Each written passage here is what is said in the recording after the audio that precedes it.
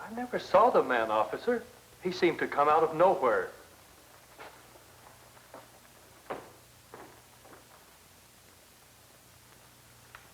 Excuse me, are you the officer investigating the motorcycle accident?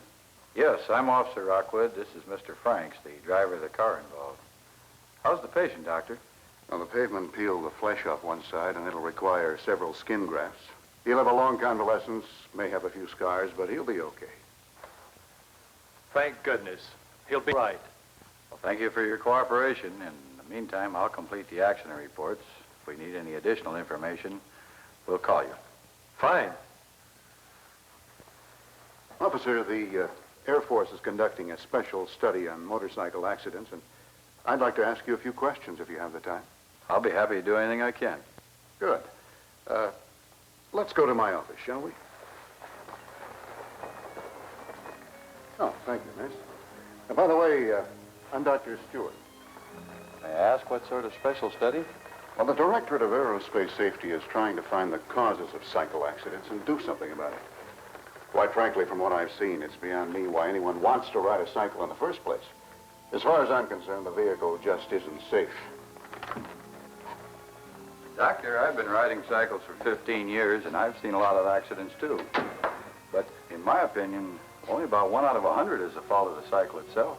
Well, then how do you account for the patient you just brought in? According to what I've been led to believe, you're supposed to have good visibility and maneuverability when riding a cycle. Why didn't he see the car? Why didn't he get out of the way?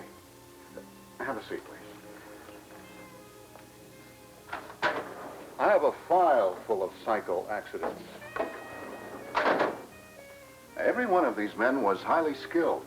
Pilots, technicians, mechanics. Apparently, they were very unskilled cyclists. Now, what's that supposed to mean?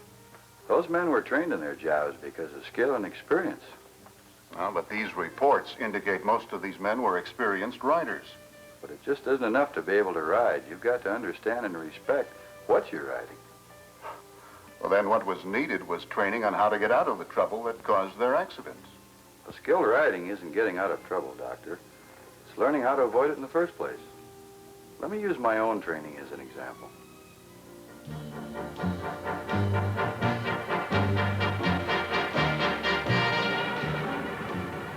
Officer Rocky Rockwood is an actual police officer assigned to the motorcycle division of the Los Angeles Police Department.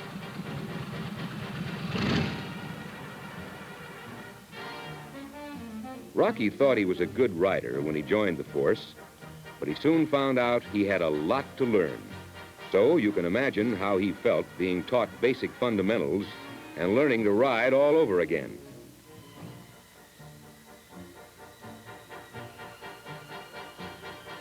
He didn't feel foolish for long. The purpose became quite obvious.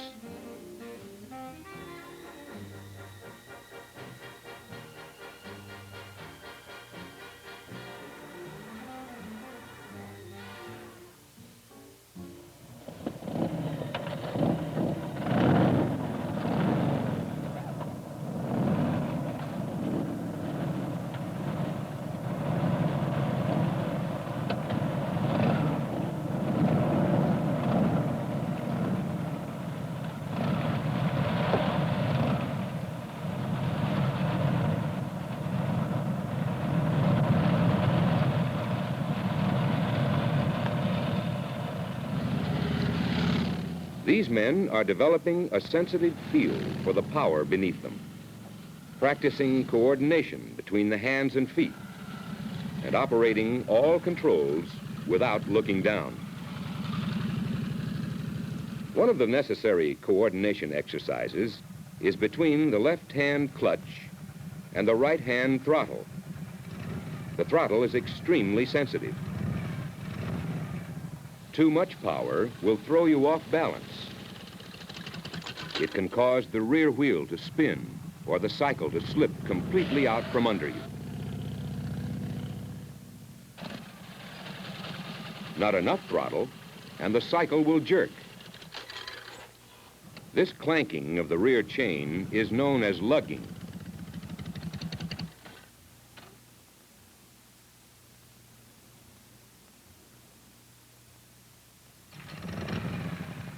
A cycle clutch is built to slip at low speeds without damage. In slow traffic, it is necessary to slip the clutch in order to hold power to a steady RPM. If additional power is desired, decrease pressure on the clutch control. For less power, increase pressure on the clutch control.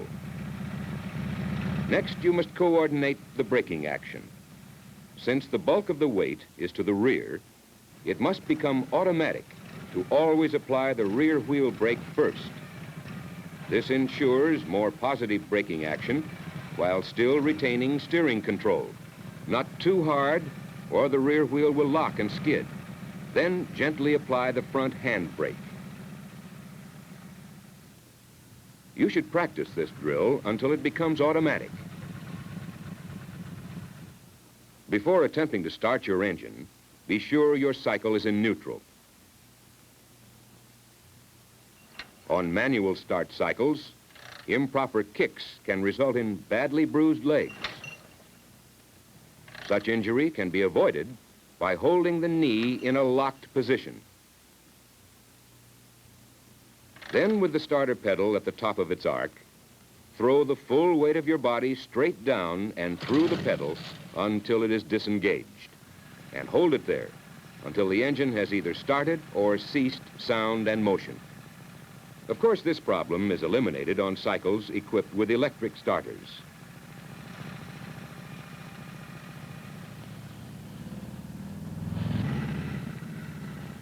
Always anticipate any power surge in order to maintain proper balance and posture.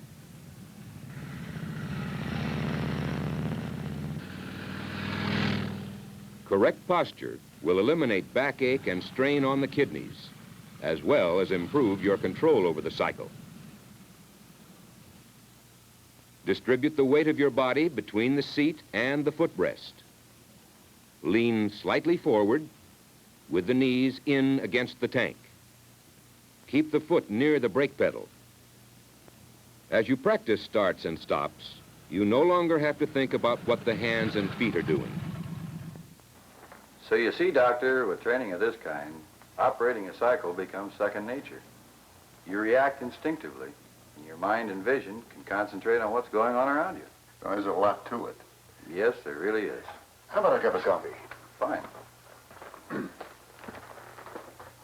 It's a common misconception to believe that if you can ride a bicycle, you can automatically operate a motorcycle.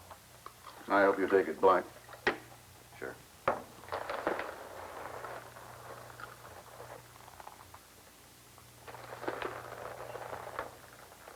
Cycle is a wonderful machine.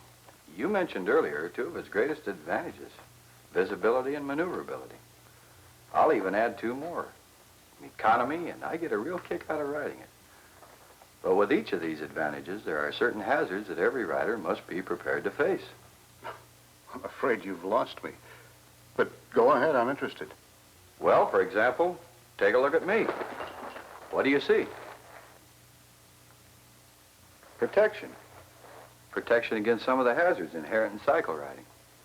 A leather jacket, trousers, boots. A good pair of gloves. Most important of all, a good helmet. We both know that the majority of fatalities are caused by head injuries. And if your helmet doesn't have a face shield, then you should wear a good pair of goggles or glasses.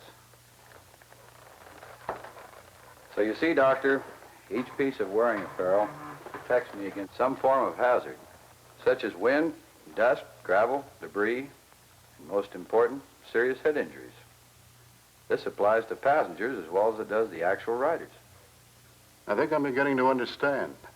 If you take the proper precautions against these hazards, you can readily enjoy the advantages of riding a cycle. But how does this apply to visibility and maneuverability? Two ways, see and be seen. Combined, they become a technique I call anticipation riding.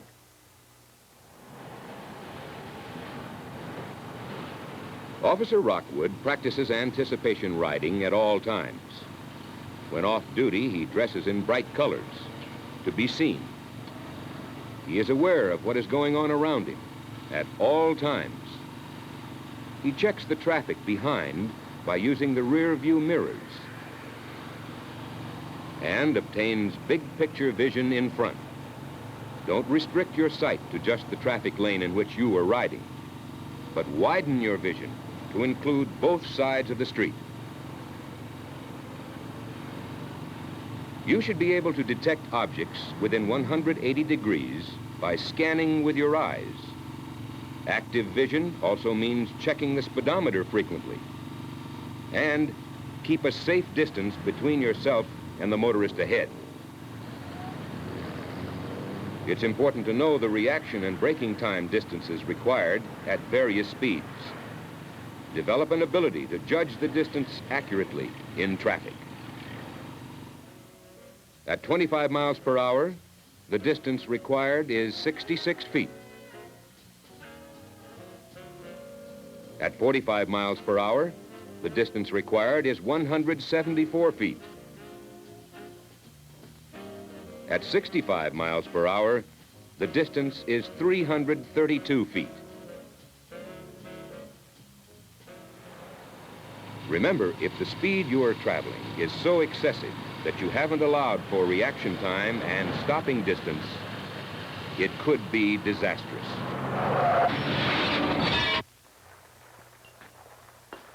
I still carry a pocket-sized card with the various reaction and braking time distances. It's a good habit.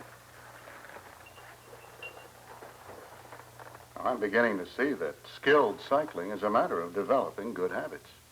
Now, suppose I use your accident reports to show how they could have been prevented, or rather avoided if they'd used anticipation riding.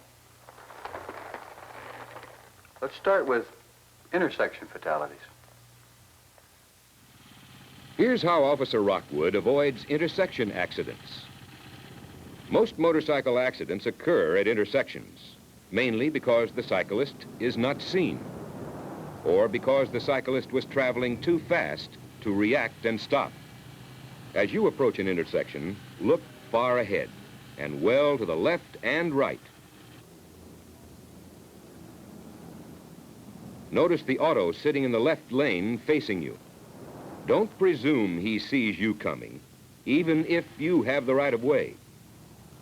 Anticipate the worst. Slow down.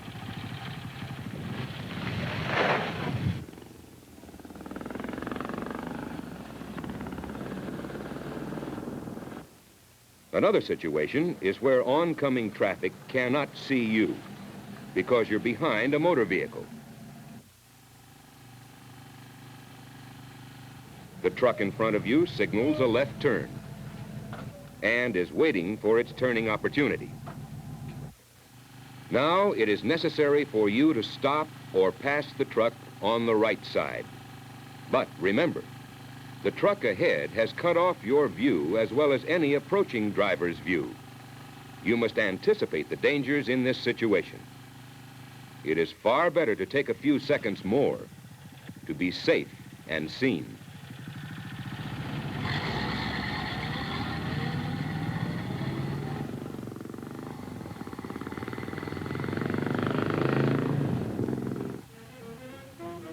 Another problem is when you are riding on a through street, maintaining your distance, riding straight ahead.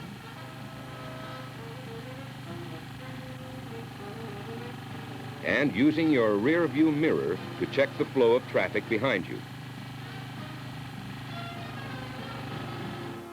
The cross streets have stop signs. Be alert. Has he seen you? No. By anticipating this situation, Rocky avoided an accident. If the cyclist had anticipated trouble before entering the intersection, and made it a habit to see and be seen, every one of those accidents could have been avoided. And yet, intersection accidents account for a large number of cycle accidents. Now, what about this situation? Where an automobile is traveling in the same direction as the cycle, and then suddenly moves directly in front of it. Oh, yes. I've seen that situation many times. Here's how I handle it. Rocky allows enough space between his cycle and the traffic ahead to stop smoothly.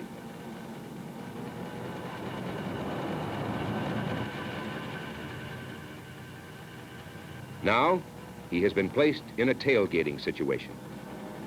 He immediately reduces his speed gradually, checks the traffic behind, and without panic, regains the proper reaction and braking time distance as soon as possible. Now he has adequate spacing again and can see far enough beyond the driver ahead to size up any dangerous situations that may develop. Another tailgating situation is where an automobile and a cycle are driving in the same lane. The car occupies about 3/4 of the lane. When possible, the cyclist should ride in the unoccupied quarter, maintaining the proper distance. If the cyclist follows this procedure, he will be seen in the rear view mirror of the motorist ahead. Now, let's look at it from the motorist's point of view when the cyclist does not follow the see and be seen concept. In this case, the cyclist is riding directly in the motorist's blind spot. Never ride where the motorist cannot see you in his rear view mirror. The correct place to be is here. The driver can see you, and you have adequate stopping distance. If you're going to pass, be absolutely sure the motorist knows you're there. He must see you in his rear view mirror, and as you proceed, you should be able to see the face of the motorist in his rear view mirror. Once visual contact has been established with the motorist, you can complete your pass. Now let's talk about curves. Cyclists lose control on curves because of excessive speed, incorrect degree of lean, improper use of brakes, or road surfaces. As speed is increased, centrifugal force pulls the cycle to the outside of the turn.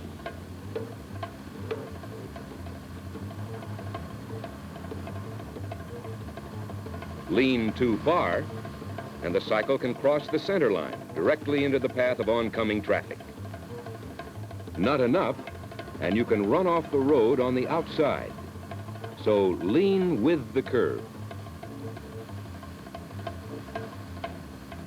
Executing a turn is a matter of balance and coordination. The rider and the cycle lean together into a curve. Alert vision will tell you the type of curve and usually a safe speed. Slow down. Do your braking before entering the curve. Keep your speed and degree of lean constant throughout the radius of the turn. Don't be afraid to lean. Cycle tires are built so that the tread extends well up the sides to maintain traction on curves. Tires should be kept in good condition and checked frequently. Tread is not the only thing to consider when it comes to good traction. Always take road surfaces into consideration. Traction or adhesion gives the cycle its flexibility and maneuverability. Wet surfaces, sand, and gravel are extremely dangerous to two-wheel vehicles. Take extra precaution on smooth asphalt. It could be dangerous. Be cautious of oil slicks anywhere vehicles have to stop for prolonged periods of time. So, anticipate. Look far ahead so you'll have enough time to react and be prepared for these possible hazards.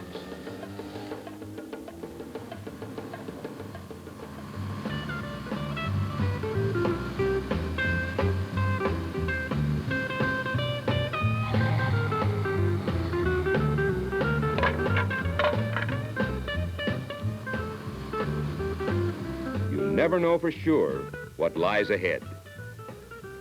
When the unavoidable does happen, don't panic. Apply the rear wheel brake, close the throttle, release the clutch, simultaneously apply the front brake, and hit the object head on. Improper braking in this same situation will cause the rear wheel to lock, and the cycle may fishtail or broadside. If it does, turn the front wheel in the direction of travel, lean in the opposite direction, and ride the cycle to a stop. I imagine a man who had no training would panic in a situation like that. Well, that's what generally happens. It takes only a fraction of a second to lose control of any vehicle. But keep in mind that the rider that uses the technique of anticipation riding and makes it a habit to see and be seen rarely finds himself in that position. Well, I hope you don't mind my asking this question, but does it really work in heavy traffic? Just how can you keep space around you when people keep cutting in and out? I know. You think it only works in light traffic, not on crowded highways or freeways. Well, I appeared in a film once for that very reason. Now, let's hear Officer Rockwood's exact thoughts as he proceeds through traffic.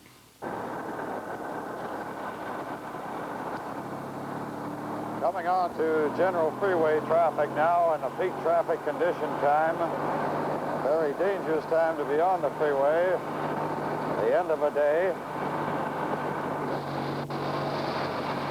Heavy freeway driving using extreme caution due to the fact that any quick movements by a motorcycle or by another vehicle can become extremely dangerous.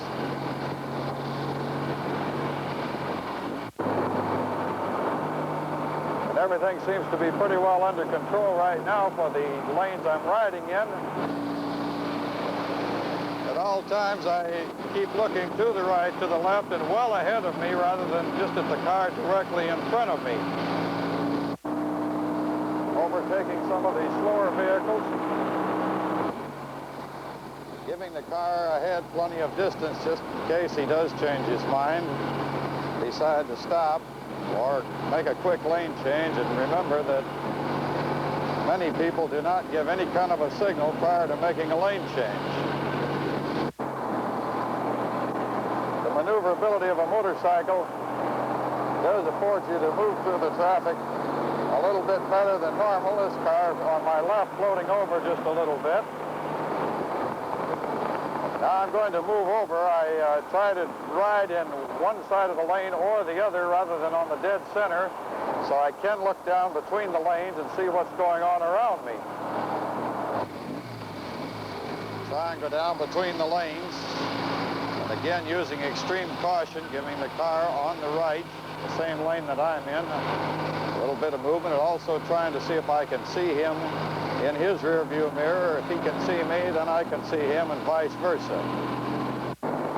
Traffic now starting to move better. And again now, by traveling close to the white line that marks off one lane or another, I do not have to make any sharp direct movements either to the right or to the left.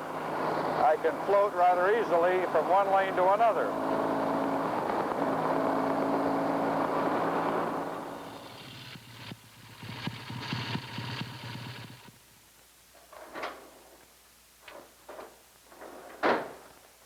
Okay, you've convinced me that a motorcycle is safe. It appears to be a matter of training the rider. Right. A man should learn the fundamentals of riding, develop his coordination, and know his cycle before trying to ride in traffic. He can enjoy the advantages of cycling by understanding the hazards, by taking precautions against them. And he does this by dressing properly, having alert vision, and not tailgating. I can see that he must develop the technique of anticipation riding. And his cardinal rule must be see and be seen. Doctor, I believe you've got the message. The question is, did you?